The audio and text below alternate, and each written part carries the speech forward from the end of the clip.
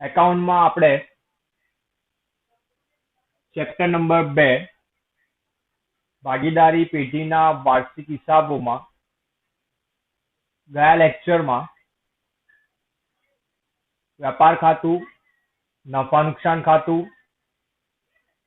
અને પાકું સરવૈયું સમજી ગયા હતા કે કયા ખાતામાં કઈ કઈ વિગતો લખાય. હવે અહીંયા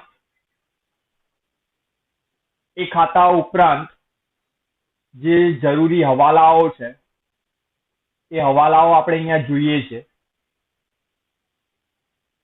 11મા ધોરણમાં પણ આપણે હવાલાઓ શીખ્યા હતા. એ જ હવાલાઓ મોટાભાગે આપણી પાસે અહીંયા પણ છે અને એની અસરો પણ મોટે ભાગે સેમ જ છે. થોડાક હવાલાઓની જ અસરો થોડીક ચેન્જ થશે. બાકી ધોરણ 11માં જે હવાલાઓ આપણે શીખી ગયા હતા એ જ હવાલાઓ આપણે અહીંયા જોવાના છે. બરાબર. તો હવાલાની અંદર સૌ પ્રથમ હવાલો છે આપણી પાસે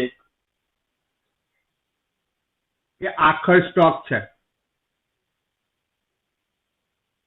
આ આખર સ્ટોકની બે અસર ક્યાં લખાય તે ધોરણ 11માં આપણે શીખ્યા હતા કે આખર સ્ટોક કઈ બે જગ્યાએ લખાય.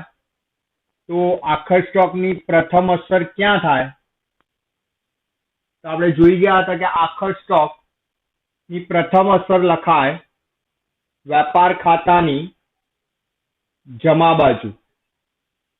બરાબર. પહેલી અસર શું થશે? વેપાર ખાતાની ક્યાં લખાશે? જમા બાજુ દર્શાવાશે. અને બીજી અસર ક્યાં લખાય? તો બીજી અસર લખાય પાકા સરવૈયામાં મિલકત લેણા બાજુ. આ આપણે ધોરણ 11માં જોઈ ગયા છે. બરોબર.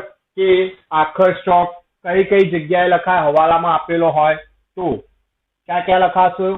વેપાર ખાતાની જમા બાજુ, પાકા સરવૈયામાં મિલકત લેણા બાજુ. બરાબર. આ બે અસર થાય. ઓકે. એટલે આખર સ્ટોક આપણને આવડવો જ જોઈએ. દરેક દાખલાની અંદર મોટે ભાગે આપણી પાસે હોય જ.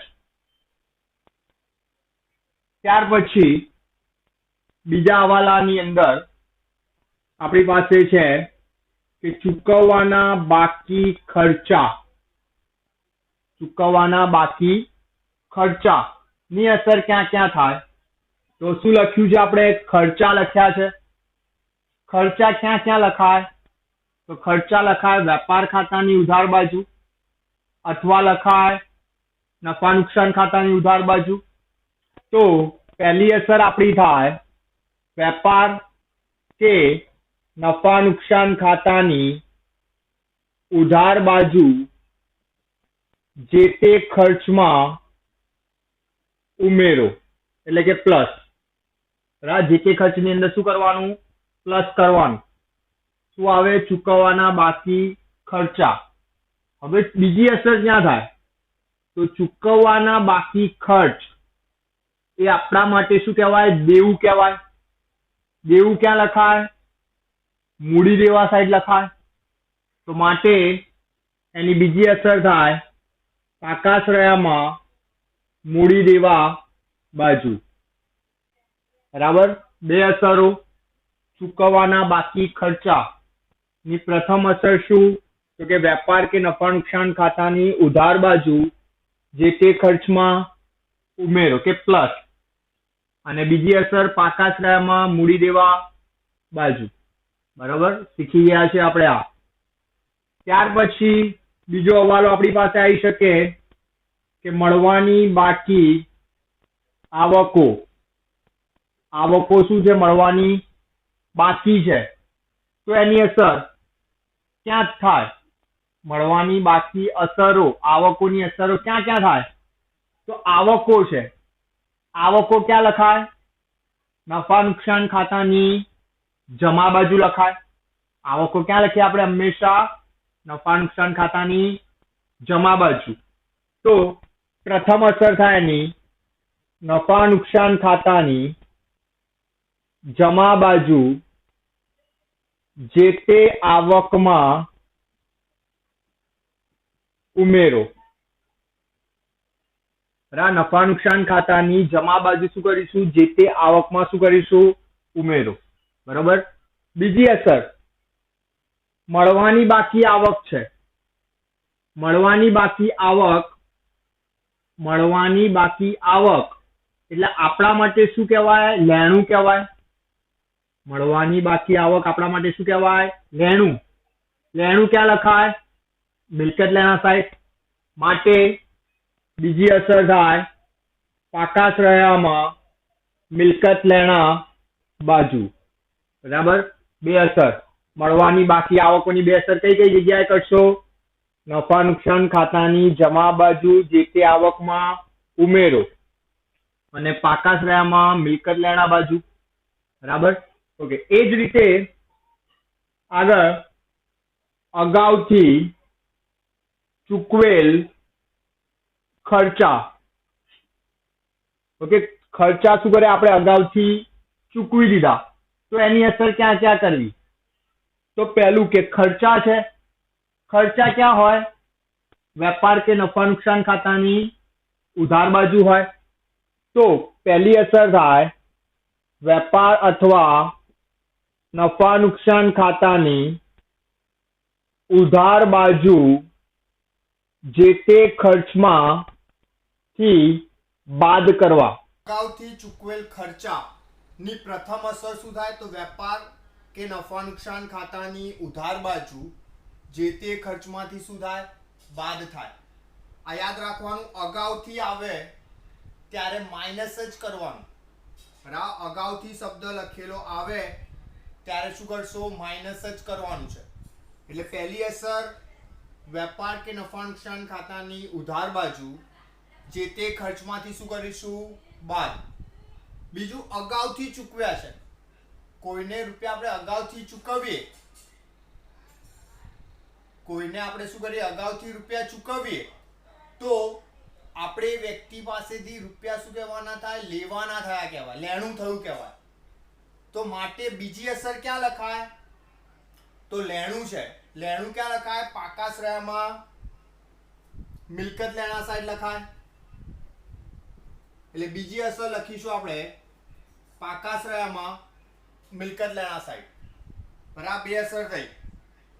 અગાઉથી ચૂકવેલ ખર્ચા, પહેલી અસર વેપાર અથવા નફા નુકસાન ખાતાની ઉધાર બાજુ જે તે ખર્ચમાંથી બાદ, અને બીજી અસર પાકા શ્રેયામાં મિલકત લેણા બાજુ. બરોબર. એ જ રીતે અગાઉથી મળેલ આવકો છે. આવક શું થઈ? આપણને અગાઉથી મળી ગઈ. તો આની અસર ક્યાં ક્યાં કરશું? તો પહેલું તો શું છે આપણી પાસે? આવક. આવક ક્યાં લખાય? નફા નુકસાન ખાતાની જમા સાઈડ લખાય. પણ અગાઉથી છે તો શું કરવાનું? માઇનસ કરવાનું. એટલે પહેલી અસર એની નફા નુકસાન ખાતાની જમા બાજુ જે તે આવકમાંથી બાદ. બરાબર. જે તે આવકમાંથી શું કરીશું? બાદ કરીશું. બીજું, અગાઉથી મળેલ આવક છે. આવક અગાઉથી મળી માટે આપણા માટે કહેવાય દેવું. દેવું લખાય પાકા સરવૈયામાં મૂડી દેવા બાજુ. બરાબર. દેવું ક્યાં લખશો? પાકા શ્રેયાની અંદર મૂડી દેવા બાજુ લખાશે. તો અગાઉથી મળેલ આવકોની બે અસર થઈ. એક, નફા નુકસાન ખાતાની જમા બાજુ જે તે આવકમાંથી શું કરશું? બાદ. અને પાકા શ્રેયામાં ક્યાં લખશું? મૂડી દેવા બાજુ. તો આ 5 હવાલાઓ થયા. બરાબર. આ પાંચે પાંચ હવાલાઓમાંથી એકાદ હવાલો દરેક દાખલાની અંદર હોય જ. આપણે ધોરણ 11 માં પણ શીખ્યા હતા. વાર્ષિક હિસાબો ગણ્યા હતા ત્યારે એની અંદર પણ જોયા હતા હવાલાઓ. જે અસર ત્યાં એ જ અસર અહીંયા પણ છે. બરોબર. તો દરેકે આ 5 હવાલા તો તૈયાર કરવાના જ છે. હજુ બીજા આપણે ચલાવીએ પણ હવાલા તૈયાર કરવાના છે. બરોબર. ઓકે. બીજા હવાલા હવે જોઈએ આપણે.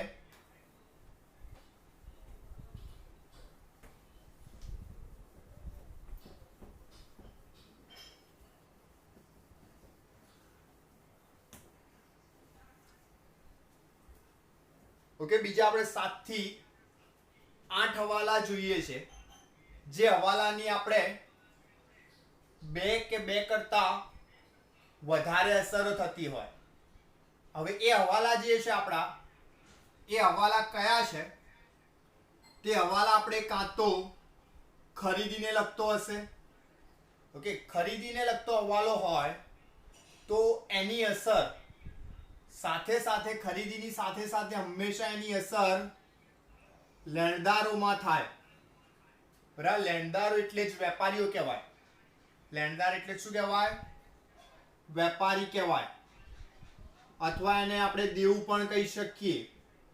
બરાબર, આ યાદ રાખવાનું. જેટલી અસર ખરીદીમાં કરો એટલી અસર લેણદારોમાં પણ થાય કે વેપારીમાં પણ થાય. આપણને દાખલામાં જે 3 માંથી શબ્દ આપેલો હોય એ આપણે ધ્યાનમાં રાખવાનું. બરાબર, એ જ રીતે વેચાણ હોય તો વેચાણની અસર દેવાદારોમાં થાય. બરાબર, વેચાણની અસર શું થશે? દેવાદારોમાં થાય. દેવાદારોનું બીજું નામ આપણે કહીએ ગ્રાહકો, અથવા કહીએ એને લેણું. બરાબર, દેવાદારોની બીજી અસર છે, વેચાણની બીજી અસર શેમાં થાય? દેવાદારોમાં. દેવાદારોનું બીજું નામ શું? ગ્રાહકો અથવા લેણું. તો આ ચારને લગતા જે હવાલાઓ છે એ આપણે અહીંયા જોઈએ છે, જેમાં નંબર 1 કે નહીં નોંધેલ ઉધાર ખરીદી ની અસર ક્યાં કરવી? બરાબર, આપણે ઉધાર માલ ખરીદ્યો હતો પણ એની અસર નોંધી નથી, એટલે કે નહીં નોંધેલ ઉધાર ખરીદી છે. તો ખરીદી નથી નોંધી, તો નોંધવી હોય તો ખરીદીમાં શું કરવા પડે? ઉમેરવા પડે. હવે ખરીદી ક્યાં લખાય? તો એ તો આપણને દરેકને યાદ હોવું જ જોઈએ. આગળ ખાતાઓ જોઈ ગયા. ખરીદી ક્યાં લખાય? વેપાર ખાતાની ઉધાર બાજુ લખાય. તો એ ઉધાર બાજુ ખરીદીમાં શું કરવાનું? ઉમેરવાના. નહીં નોંધેલ ઉધાર ખરીદી. જો ખરીદીમાં ઉમેરો તો સાથે સાથે લેણદારોમાં પણ શું કરવાનું? એટલી જ રકમ ઉમેરવાની. બરાબર, ખરીદીની અંદર પ્લસ કર્યા તો લેણદારોમાં પણ શું થાય? પ્લસ જ થાય. આવું યાદ રાખી શકાય સિમ્પલ, કે ખરીદી પ્લસ તો લેણદારમાં પણ પ્લસ. બરોબર, લેણદારની જગ્યાએ વેપારી હોય અથવા દેવું પણ શબ્દ હોઈ શકે. તો આની અસર ખબર પડી ગઈ કે નહીં નોંધેલ ઉધાર ખરીદી. શું કરીશું? ખરીદીમાં પ્લસ કરીશું, લેણદારમાં પ્લસ કરીશું. બીજો હવાલો કે નહીં નોંધેલ ઉધાર વેચાણ. વેચાણ આપણે નોંધ્યું નથી, તો હવે એની નોંધ કરવી હોય તો વેચાણમાં શું કરવા પડે? આપણે એટલા ઉમેરવા પડે. વેચાણમાં ઉમેરો તો દેવાદારોમાં પણ શું કરવાના? ઉમેરવાના. વેચાણ ક્યાં લખાય? વેપાર ખાતાની જમા બાજુ. દેવાદારો ક્યાં લખાય? પાકા શ્રેણીમાં મિલકત લેણા બાજુ. તો બંને જગ્યાએ આપણે રકમો શું કરવાની? એમાં ઉમેરવાની છે. બરાબર, નહીં નોંધેલ ઉધાર વેચાણ. વેચાણમાં રકમ ઉમેરીશું, દેવાદારોમાં પણ રકમ શું કરીશું? ઉમેરીશું. ત્યાર પછી નંબર 3, નહીં નોંધેલ ઉધાર ખરીદ પરત. બરાબર, નહીં નોંધેલ ઉધાર ખરીદ પરત. હવે ખરીદ પરતની અસર શું થાય? તો ખરીદ પરત ખરીદીમાંથી શું કરાય? કમ્પલસરી બાદ કરાય. ખરીદીમાંથી શું થાય? કમ્પલસરી. ખરીદ પરત શું થાય? બાદ થાય. આપણે વેપાર ખાતું જોયું, એમાં પણ ફોર્મેટમાં હતું કે શરૂનો સ્ટોક, ખરીદી માઇનસ ખરીદ પરત હતા. તો ખરીદ પરત હંમેશા ખરીદીમાંથી શું કરાય? બાદ કરાય. જો ખરીદીમાંથી બાદ કરો તો લેણદારોમાંથી પણ શું થાય? બાદ થાય. બરાબર. જો પ્લસ કરો ખરીદીમાં તો લેણદારમાં પણ પ્લસ થશે, ખરીદીમાં માઇનસ કરો તો લેણદારમાં પણ માઇનસ થશે. બરાબર. નંબર 4, નહીં નોંધેલ ઉધાર પરત. બરાબર. નહીં નોંધેલ ઉધાર વેચાણ પરત. તો આની અસર ક્યાં કરવી? તો વેચાણ પરત છે. વેચાણ પરત શું થાય? વેચાણમાંથી બાદ થાય. વેચાણ પરત શું કરાય? હંમેશા વેચાણમાંથી બાદ કરાય. તો આની પહેલી અસર વેચાણમાંથી શું થશે? માઇનસ. વેચાણમાંથી માઇનસ થાય તો દેવાદારોમાંથી પણ શું થાય? એટલા રૂપિયા બાદ જ થાય. વેચાણમાંથી બાદ કરો તો દેવાદારોમાંથી પણ શું કરવા પડે? બાદ જ કરવા પડે. આ યાદ રાખવાનું છે કે ખરીદીમાં પ્લસ તો લેણદારમાં પ્લસ, ખરીદીમાંથી માઇનસ તો લેણદારમાંથી માઇનસ, વેચાણમાં પ્લસ તો દેવાદારમાં પ્લસ, વેચાણમાં માઇનસ તો દેવાદારમાં પણ માઇનસ. બરાબર. એના પછી આગળ આપણને કીધું છે ઉધાર ખરીદેલ માલની નોંધ વેચાણ પરતમાં થઈ હોય.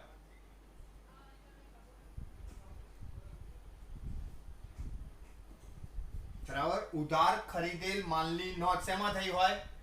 વેચાણ પરતમાં. આપણે માલ ઉધાર ખરીદ્યો પણ એની નોંધ શેમાં કરી કાઢી? ખરીદ પરતમાં કરી કાઢી. તો સોરી, ઉધાર વેચાણ પરતમાં એની નોંધ કરી કાઢી. શું કીધું? કે ઉધાર ખરીદેલ માલની નોંધ શેમાં થઈ ગઈ હોય? વેચાણ પરતમાં થઈ ગઈ હોય. એટલે ખોટી અસર થઈ ગઈ. ખરીદી હતી તો ખરીદીમાં લખાય, પણ આપણે લખ્યા શેમાં? વેચાણ પરતમાં. વેચાણ પરતમાં લખ્યા છે તો વેચાણ પરતમાંથી શું કરવા પડે? બાદ કરવા પડે. પણ આપણે એવું વિચારીએ કે વેચાણ પરત તો વેચાણમાંથી જ શું થાય? બાદ થાય. તો વેચાણમાંથી વેચાણ પરત બાદ કરવાનું, વેચાણ પરતમાંથી આ ખોટી અસર બાદ કરવાની. તો એની જગ્યાએ આપણે એવું કરી શકીએ કે આની અસર વેચાણ પરતમાંથી બાદ કરવાની જગ્યાએ વેચાણમાં જ શું કરી દઈએ? ઉમેરી દઈએ. તો એનો મતલબ કે અહીંયા હું વેચાણમાં શું કરી દઉં? ઉમેરી દઉં. જો વેચાણમાં ઉમેરું તો દેવાદારોમાં પણ શું કરવા પડે? ઉમેરવા જ પડશે. તો ખોટી અસર ત્યાં આપણી નીકળે. આપણી જે ખોટી અસર કરી હતી કે જે વેચાણ પરતમાં નોંધ થઈ હતી એ નોંધ આપણી શું થઈ જશે? ત્યાંથી નીકળી જશે. પણ સાચી અસર તો આપવાની ને. શું? કે ઉધાર માલ ખરીદ્યો તો ઉધાર માલ ખરીદ્યો હોય તો ખરીદીમાં શું કરાય? પ્લસ કરાય. પણ ખરીદીમાં પ્લસ કરો તો લેણદારોમાં પણ શું થાય? પ્લસ થાય. તો આની 4 અસર થાય. આ હવાલો આવે ઉધાર ખરીદેલ માલની નોંધ વેચાણ પરતમાં થયેલ હોય તો એની 4 અસર કરવાની થશે. કઈ 4 અસર? ખરીદીમાં પ્લસ, લેણદારમાં પ્લસ, વેચાણમાં પ્લસ અને દેવાદારમાં પ્લસ. બરોબર. ત્યાર પછી નંબર 6, ઉધાર વેચેલ માલની નોંધ ખરીદ પરતમાં થયેલ હોય. આપણે માલ શું કર્યો તો? ઉધાર વેચ્યો તો, પણ એ વેચેલા માલની નોંધ શેમાં કરી કાઢી? આપણે ખરીદ પરતમાં કરી કાઢી. તો આની અસર શું કરવી? ઉધાર માલ વેચ્યો પણ નોંધ શેમાં કરી? ખરીદ પરતમાં. તો ખરીદ પરતમાં ખોટી નોંધ થઈ તો ખરીદ પરતમાંથી બાદ કરવું પડે. તો હમણાં જ કીધું કે વેચાણ પરતમાંથી બાદ કરવું હતું તો આપણે શું કરી કાઢ્યું? વેચાણમાં ઉમેરી દીધું. તો અહીંયા પણ એવું કરી શકીએ કે ખરીદ પરતમાંથી બાદ કરવું છે તો ખરીદીમાં શું કરી દઈએ? ઉમેરી દઈએ. બરાબર. ખરીદીમાં ઉમેરો તો લેણદારોમાં પણ ઉમેરવા પડે. એટલે કે ખરીદીમાં પ્લસ, લેણદારમાં પ્લસ. આ ખોટી અસર આપણી નીકળશે કે ખરીદ પરતમાં નોંધ થઈ હતી. પણ હતું શું? એ ઉધાર વેચાણ હતું. વેચાણ હોય તો વેચાણમાં શું કરવા પડે? ઉમેરવા પડે. વેચાણમાં ઉમેરો તો દેવાદારોમાં પણ શું કરવાના આપણે? ઉમેરવાના. તો આની પણ 4 અસર થઈ. ઉધાર વેચેલ માલની નોંધ ખરીદ પરતમાં થઈ હોય તો ખરીદીમાં પ્લસ, લેણદારમાં પ્લસ, વેચાણમાં પ્લસ અને દેવાદારોમાં પ્લસ. આ બંનેની અસર એક સરખી થાય. બરાબર? તો પેલા 5 હવાલા અને આ બીજા 6 હવાલા, તો 11 હવાલા આપણા અહીંયા થયા. ઓકે, આગળ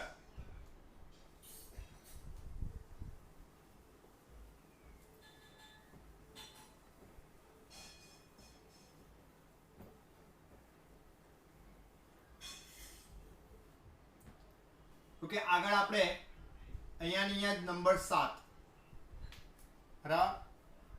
હવે આગળ એ રીતે આપણને કીધું છે કે ઉધાર ખરીદેલ માલની નોંધ વેચાણ નોંધમાં થયેલ હોય. આપણે માલ શું કર્યો હતો? ઉધાર ખરીદ્યો હતો, પણ નોંધ શેમાં કરી કાઢી? વેચાણમાં કરી કાઢી. તો વેચાણમાં ખોટી નોંધ થઈ, તો માટે આપણે શું કરવું પડે? વેચાણમાંથી બાદ કરવું પડે. વેચાણમાંથી બાદ કરો તો શું કીધું? દેવાદારોમાંથી પણ શું થાય? બાદ જ થાય. એ બે અસર તો આપણને ખબર પડી જ જોઈએ કે વેચાણમાંથી બાદ તો દેવાદારોમાંથી પણ બાદ. બંને અસર હંમેશા જોડે જ થાય. બરાબર? પણ હતું શું હકીકતમાં? માલ ઉધાર ખરીદ્યો હતો. ખરીદી તો ખરીદી હોય તો ખરીદીમાં શું કરાય? ઉમેરાય. ખરીદીમાં ઉમેરો તો લેણદારોમાં પણ શું કરવાના? ઉમેરવાના. મતલબ 4 અસર થઈ આની. ખરીદીમાં પ્લસ, લેણદારમાં પ્લસ, વેચાણમાંથી બાદ, દેવાદારમાંથી પણ બાદ. ઓકે, એના પછી નંબર 8, ઉધાર વેચેલ માલની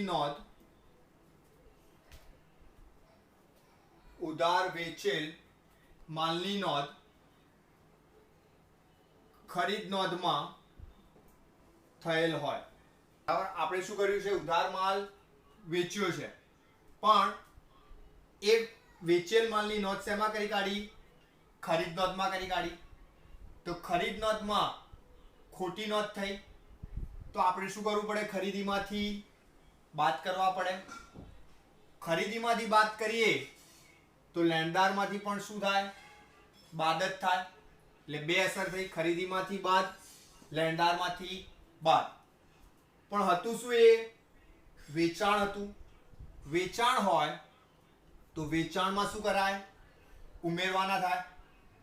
વેચાણમાં ઉમેરો તો દેવાદારોમાં પણ શું કરવાના? આપણે ઉમેરવાના. તો આ ખરીદી અને વેચાણને લગતા જુદા જુદા 8 હવાલાઓ જે છે જરૂરી, એ આપણે 8 હવાલાઓ અહીંયા સમજ્યા છે. બરાબર? 8 હવાલા આજે સમજ્યા. ઓકે, 8 હવાલા અત્યારે સમજ્યા અને એની પહેલા આપણે બીજા 5 હવાલા સમજ્યા. એમ થઈને ટોટલ આપણે 13 હવાલાઓ અત્યારે સમજ્યા છે. બરાબર? હજુ પણ બીજા ઘણા બધા હવાલાઓ છે, એ આપણે હજી પણ સમજવાના છે. હજી અડધા હવાલા સમજ્યા એવું કહીએ તો પણ આપણે ચાલે. બરાબર? બધા હવાલા એક સાથે તમારાથી તૈયાર થવાના નથી. માટે આજનો લેક્ચર જે છે આપણે એટલે સુધી જ રાખીએ છીએ.